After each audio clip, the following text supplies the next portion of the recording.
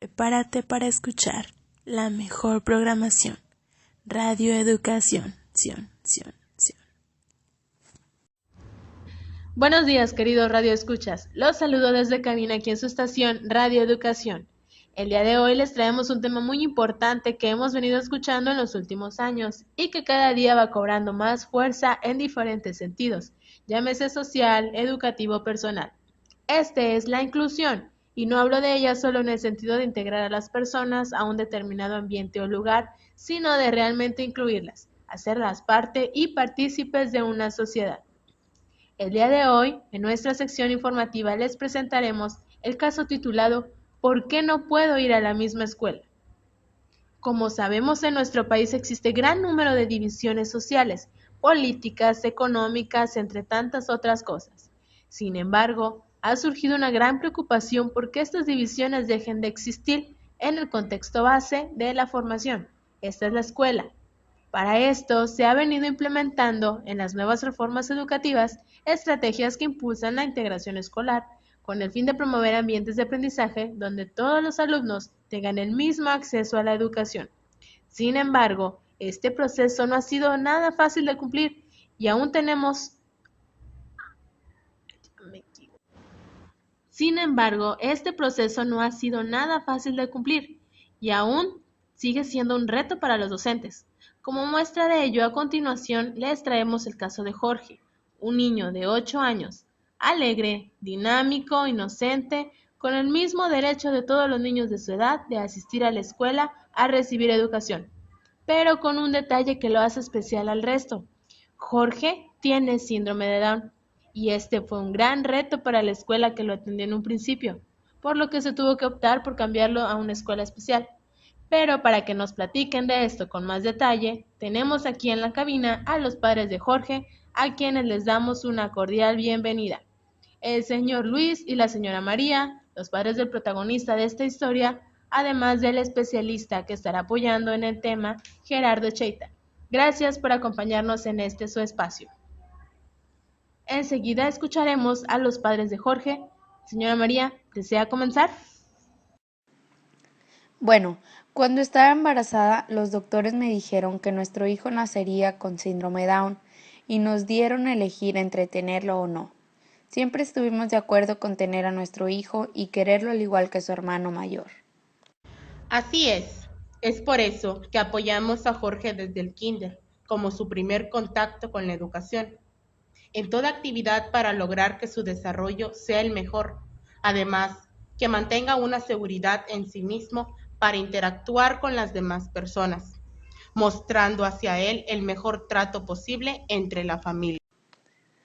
Pero cuando Jorge llegó a la edad de entrar a la primaria, decidimos llevarlo al mismo colegio que su hermano mayor, ya que este es un colegio laico con una acreditada reputación de ser, desde hace mucho tiempo, un centro innovador en lo educativo, participativo y con fama de fomentar valores.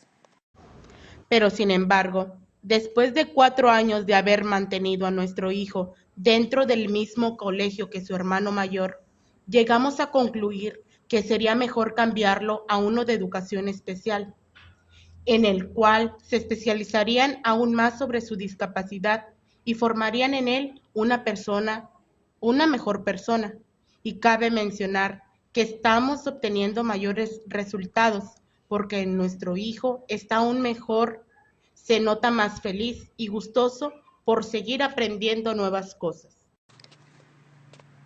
Y bueno, para nosotros es muy importante que nuestros hijos reciban la educación que por ley tienen derecho de recibir, ya que es la mejor herencia que podemos dejarle, debido a que nuestros padres siempre nos inculcaron el ser buenos estudiantes y hoy en día nos desempeñamos lo mejor posible en nuestros trabajos.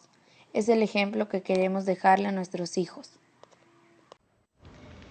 Es así que nos da mucho gusto compartir nuestra experiencia con ustedes y esperamos que les sirva a aquellos padres de familia que tienen en ella un hijo o familiar con algún tipo de discapacidad, además de recordar lo importante que es apoyar a nuestros hijos y darles las atenciones debidas para brindarles una mejor vida en un futuro. Muchas gracias por abrir sus vidas, María y Luis, y aquí nos acompaña el licenciado Gerardo Echeita Sarrionandia. Gracias por la invitación. Al contrario, gracias a usted por darse el tiempo de acompañarnos. Brevemente, si me lo permite, daré a conocer a la gente quién es usted. Licenciado en Filosofía y Ciencias de la Educación y doctor en Psicología. Profesor titular del Departamento de Psicología Evolutiva y de la Educación de la Facultad de Formación de Profesorado y Educación en la Universidad Autónoma de Madrid. Sus líneas de investigación se centran en el análisis y evaluación de las políticas educativas en el ámbito de la atención a la diversidad y la educación inclusiva, así como en la difusión de prácticas y estrategias de aprendizaje cooperativo. Gracias por la presentación y si me permites, quiero comentar algo aquí a los padres de Jorge. Si Jorge no puede ir al mismo colegio que su hermano, no es porque él es y hace o puede dejar de hacer, sino porque el contexto escolar en el que de forma natural debiera desenvolverse la escuela, el sistema educativo en el que se enmarca y la sociedad en la que vive está llena de barreras de muy distinto tipo que impiden su aprendizaje y participación en condiciones de igualdad. Disculpe, ¿qué nos puede mencionar acerca de las barreras, licenciado Echeita?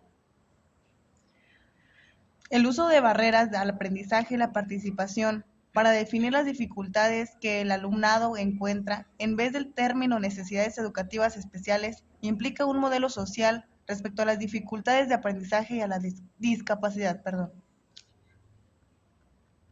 Es decir, está en la sociedad querer ser parte de la inclusión. Los seres humanos seguimos patrones, estamos siempre en espera de la moda y de tantos estilos que se nos olvida la esencia de poder permanecer en el mundo y hacer el bien. Y el bien no solo está en no cometer delitos, sino también en tener actuaciones morales adecuadas a los contextos en los que nos desenvolvemos. Entonces, corríjame si estoy mal, pero de acuerdo con el modelo social, las barreras al aprendizaje y a la participación aparecen a través de una interacción entre los estudiantes y sus contextos. La gente, las políticas, las instituciones, las culturas y las circunstancias sociales y económicas que afectan a sus vidas. Así es, y tengo una pregunta para los padres de Jorge. Me imagino que los padres de Jorge no solo han batallado o se han visto en aprietos por Jorge en la escuela, ¿cierto? No, claro que no. Como usted dice, la misma sociedad se encarga de hacer a los, voy a decirlo así, anormales a un lado. Por ejemplo, en la pecera, en un supermercado, en un parque. Bueno, existe ahí el rechazo. Y a eso voy.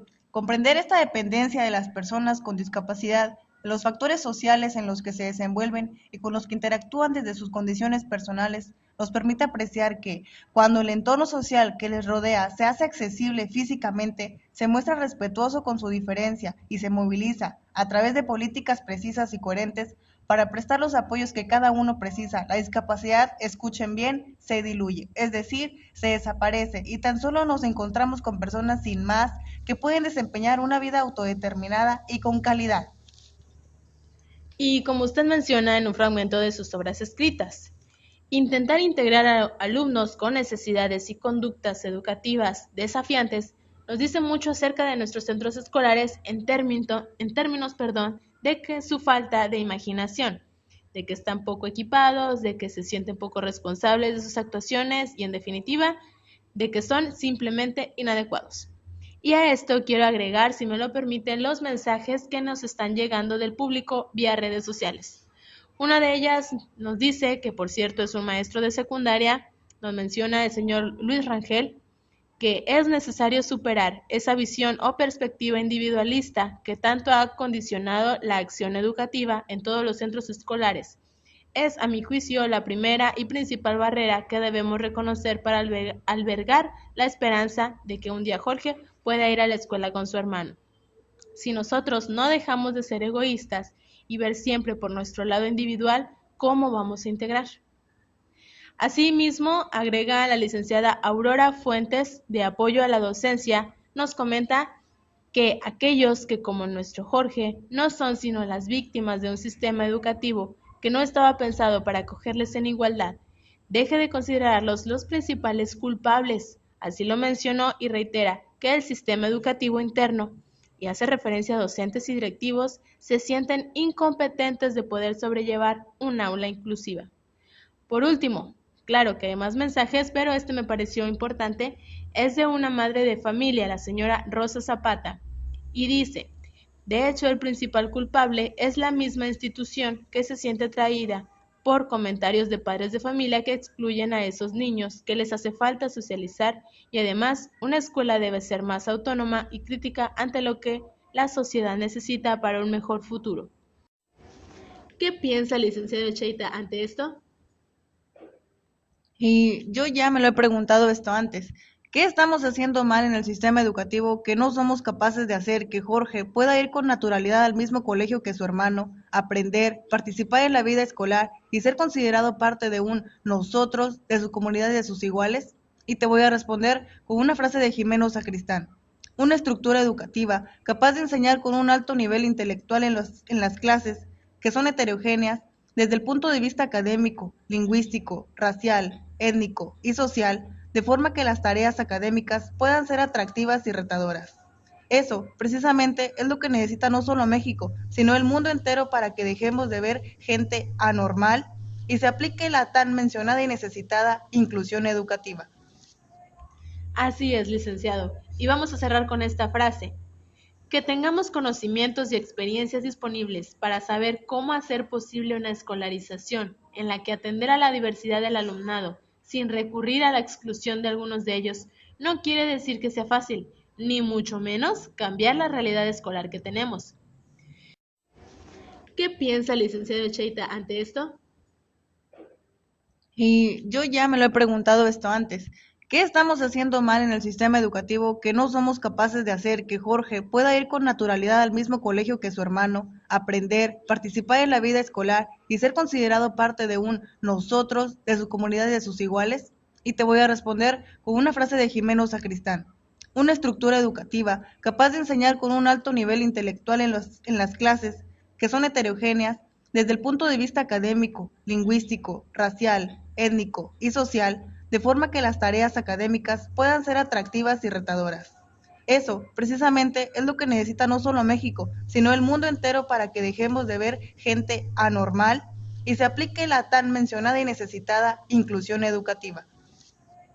Así es, licenciado. Y vamos a cerrar con esta frase: que tengamos conocimientos y experiencias disponibles para saber cómo hacer posible una escolarización en la que atender a la diversidad del alumnado sin recurrir a la exclusión de algunos de ellos no quiere decir que sea fácil, ni mucho menos cambiar la realidad escolar que tenemos. Me permito agradecer a los padres del niño Jorge, quienes estuvieron presentes y contaron su historia en este espacio informativo, cuyo tema fue ¿por qué no puedo ir a la misma escuela? Gracias a ti por dejarnos compartir nuestra historia y apoyar con este tema a personas que están pasando por lo mismo y que no saben qué hacer. Nosotros les decimos, ánimo, no se rindan, todo es posible y esperamos que las prácticas educativas cambien y las que están cambiando e innovando no dejen de hacerlo porque existen niños que los necesitan.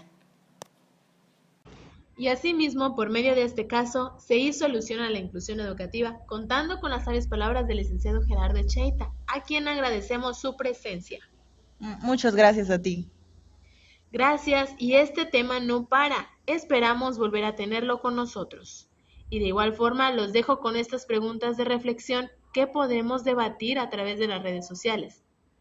¿Llegaremos a vencer nuestros prejuicios ante determinado alumno o alumna? ¿Seremos capaces de llegar a reconocer que todos los alumnos pueden aportarnos algo?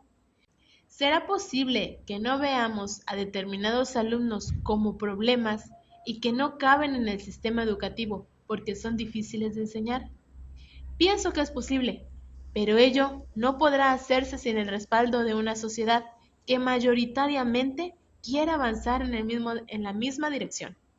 Difícilmente puede haber una escuela inclusiva en una sociedad excluyente. Es así como damos por concluida una emisión más de Radio Educación. Agradecemos a todos nuestros radioescuchas. Los esperamos a la próxima.